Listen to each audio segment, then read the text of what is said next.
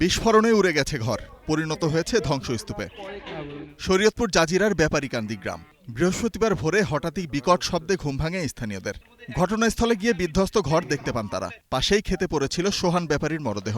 গুরুতর আহত নবীন সর্দারকে উদ্ধার করে পাঠানো হয় ঢাকায়। ট্রান্সমিটার ফুটেজ এরকম একটা আওয়াজ হয়েছে, আর আওয়াজ হইবার সাথে সাথে আমি উঠি বসি গেলাম। জাগপতি ওরা বিলা এই কজন মানুষ এই শুয়ে রয়েছে, ওরা বোমের বালতি বুলতি ভিতরে দিয়া এইটা করছে। এই চক্রান্ত নাসির বেহারি, এটা আমরা কঠোর বিচার চাই। শান্তি চাই আমরা, যেমনি শান্তিতে থাকতাম আপনারা এই শান্তিটাই করে দেন। ককটেল বানানোর সময় এই বিস্ফোরণের ঘটনা ঘটেছে বলে ধারণা পুলিশের। তদন্ত শেষে জানা যাবে রহস্য। ঘরের ভিতরে হয়তো বা কোনো ককটেল ছিল বা ককটেল বানানোর কিছু যন্ত্রাংশ ওখানে ছিল। তো এগুলো হঠাৎ করে বিস্ফোরিত হওয়ার কারণে যে গড়ের চাল টিন যে আছে বিভিন্ন দিকে ছিন্ন ভিন্ন হয়ে উড়ায় গেছে।